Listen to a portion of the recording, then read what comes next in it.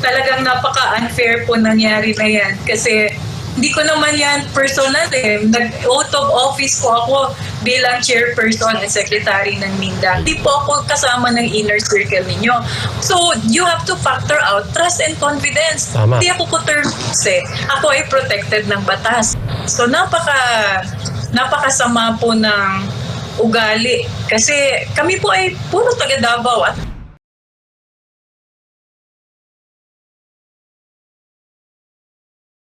ako po, I feel so oppressed. I feel so talagang napaka-unfair po nangyari na yan. Kasi hindi ko naman yan personal eh. Nag-oath of office po ako bilang chairperson at secretary ng MINDA. Di katakataka para sa iilan ang sunod-sunod na ginagawa ng Administrasyong Marcos sa pagpapatanggal at pagsususpindi sa pwesto ng mga government officials na may kaugnayan sa dating Pangulo ng Bansa na si Rodrigo Duterte.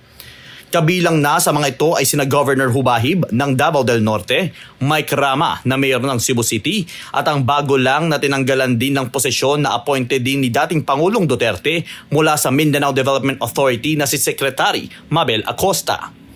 Ang dahilan ng pagpapatanggal ni Marcos Jr. kay Acosta ay loss of his trust and confidence o kawalan ng tiwala at kumpiyansa na maituturing na unconstitutional move ng Pangulo ng Bansa. Kasi hindi nga ako position of trust and confidence eh. Hindi ako kasama sa inner circle nila. Tapos sinasabi nila wala daw silang trust and confidence sa akin. In the first place, ako po ay chairperson ng MINDA. Hindi po ako kasama ng inner circle ninyo.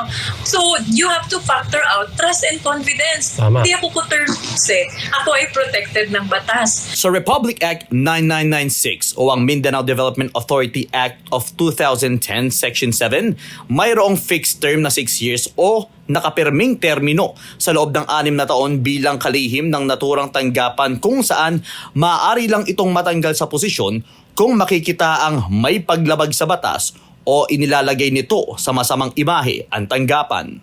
Maganda nito, nakatanggap ang Mindanao Development Authority ng highest rating mula sa COA or Commission on Audit. Ibig sabihin, sa 2 years na ako ay mag-perform, napakaganda ng resulta nito sa Commission on Audit. Ibig sabihin, good governance po ang pinairal natin doon sa Mindanao Development Authority. Sa kabilang banda naman ay may patotsyada si Acosta kay Anton Lagdameo na kasalukuyan Special Assistant to the President ng Marcos Administration at kay Leo Magno na bago lang na italaga bilang kapalit nito. Kilala ko po yan si Anton. Kilala ko po yan si Leo Magno. In fact, nakikita kami sa mga official functions pero wala silang sinasabi sa akin. So ganun sila wala akong nakitang goodwill, wala akong nakitang good faith. Kasi harap-harapan na ako ay nabastos. Tama. Hindi sila gumawa ng attempt man lang na kausapin ako. So napakasama po ng ugali. Kasi kami po ay puro taga Davao at nag-attempt si Leo Magno na tawagan ako, nag-text siya sa akin na, "Madam, can I call you?"